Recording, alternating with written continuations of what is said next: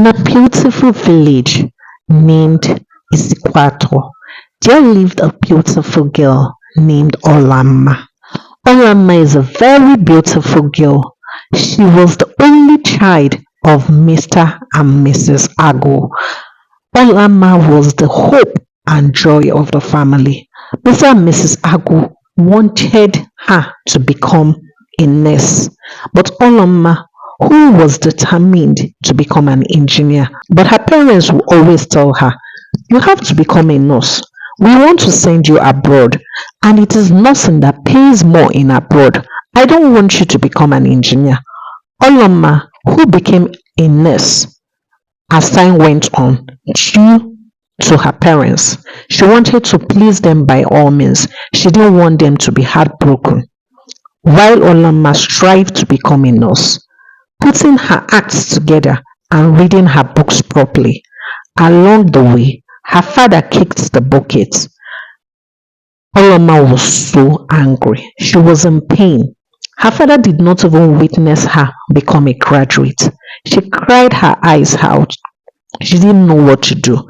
Her mother, who wasn't financially stable, tried to help Olama during her final year, whereas her father's brother came and kicked them out of their compound. Her mother, who loved cooking, had to open a very beautiful buka store with the little money she had saved, helping her daughter to become a better person.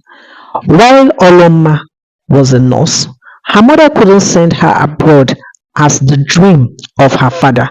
So Oloma took the job of being a nurse in a private hospital. Her mother always tried to encourage her, telling her, "Don't worry, I am still saving that money. I promise to keep the dreams of your father. We are going to send you abroad and you're going to be great in life. You're not going to stop where we stop. You're going to have a bright future. You're going to have a great destiny." Oloma always said amen to her mother's prayer.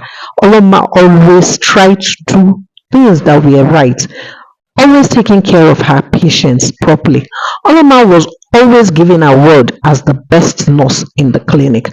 Oloma cared for her patients, listening to whatever they had and what was wrong with them. Oloma was a very, very nice nurse. She cared for everyone. She treated them with her whole heart, never insulting or degrading anyone. She was the nurse that everyone looked up to. One day, a young man was brought into the clinic with so much blood stains on his body. He was involved in a ghastly accident, but his life was sustained. While he was rushed into the clinic, Oloma was the nurse on duty, so Oloma had to take care of him. Oloma cleaned him and catered for him. While he was there, she noticed that the man slipped into coma. Oloma looked for a means to reach out to his family member, but there was no one. So she had to help to investigate the case herself. She had to plead with the hospital if they could get any information from the accident site so as to reach with his family member, knowing fully well that he needed someone by his side during this period. But they couldn't reach out to anyone. Oloma tried various means. She checked his hands, all the properties he was brought in with when the accident had occurred. Luckily for her, she found his wallet and saw his complimentary card. Unknown to Oloma, Mr. Emeka was a very rich man. She just picked the complimentary card and called what number that was there. But the number she called was his number, so the number was currently switched off.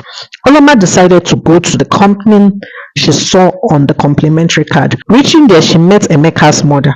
Emeka's mother has been looking for Emeka, and Oloma told her all that was wrong with her son, but she couldn't tell her that her son was in coma, knowing that Emeka's mother was quite old and she did not want the woman to collapse in any way. She just told her, "Oh, sorry, please, your son is in our clinic and we have been trying to reach out to someone. Please, can you come with me, or do you have anyone, his sister, that could also come along with me?" Emeka's mother accepted, and Emeka's mother and Emeka's junior sister followed Oloma to the clinic. When they got to the clinic, They found out that their son had fallen into coma. Emeka's mother was heartbroken, but his sister was by her side, encouraging her that Emeka was going to wake up from coma. Emeka had an accident with his fiancée while they were returning from their proposal ground. Emeka's mother asked about Emeka's fiancée named Ebere, but Oloma told her that it was only Emeka that was brought into the hospital. So they started searching for Ebere everywhere just to find out that Ebere did not make it. She was heartbroken. She didn't know what to tell her son when he wakes up. But they kept on praying and encouraging themselves that Emeka was going to wake up. As time went on, with Oloma taking care of him, cleaning his hands and telling his sister to please talk to him, reading books that Emeka liked, and also massaging his hands for proper blood circulation. When his sister was not around and Oloma was free from duty, she helped do those things for Emeka. As time went on, Emeka woke up from his coma. When he woke up, the very first name he asked for was Ebere, his fiancée. But no one could tell him that Ebere had lost her life. They pretended that Ebere was lying down in a different room and telling him that all he needed at this period was for him to get well, that they also encouraged Ebere too to get well. Emeka tried everything he could, encouraging himself along the way, and Emeka recovered.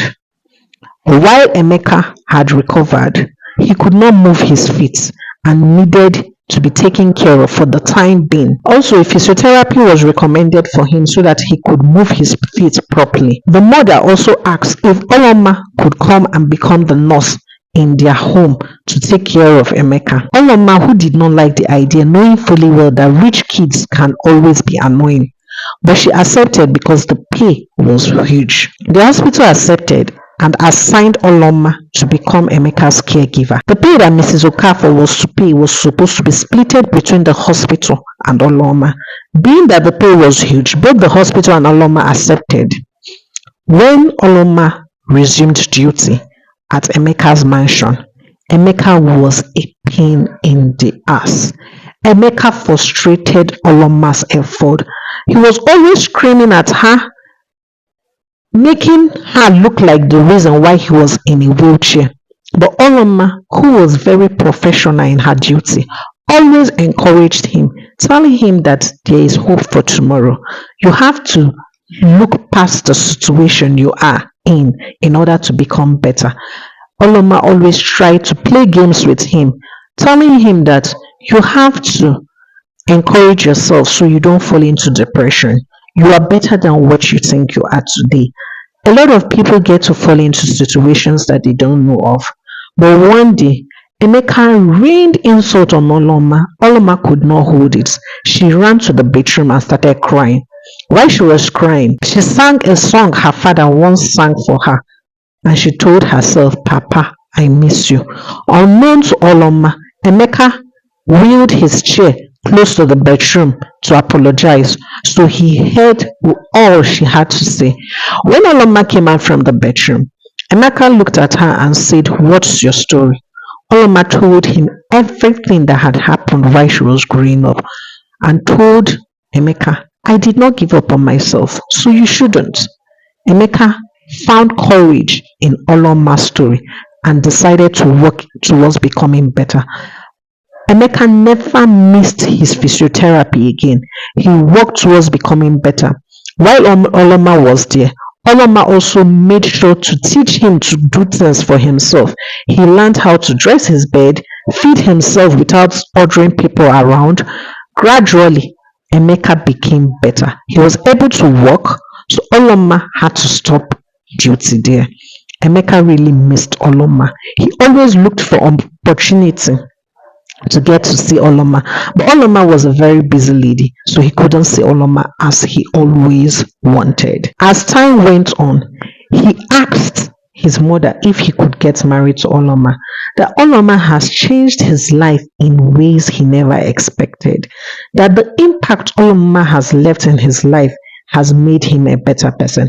Emeka used to be a bossy person, shouting for everybody, never grateful with what people did. He always found mistakes in everything. But after Oloma had left his life, even his mother could testify that Oloma really had a great impact on their son.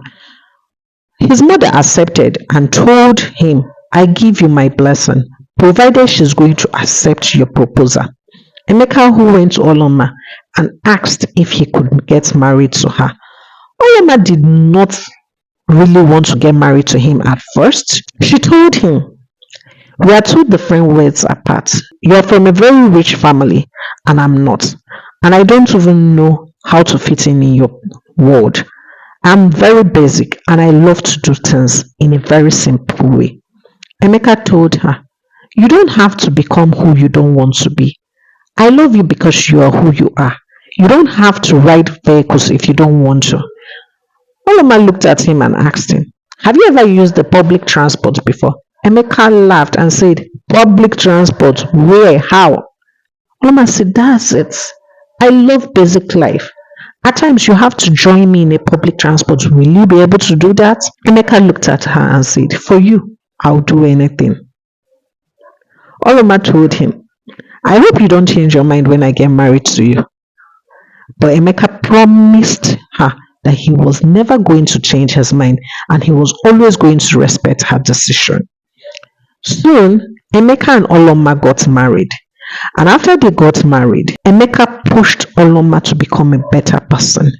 He knew she was saving up to go for a master's abroad. Emeka sponsored her master's abroad. While Oloma was abroad, Emeka also moved abroad with her, telling her, I can't stay without you for a period of 18 months. I'm going to faint before you return. Oloma was so grateful.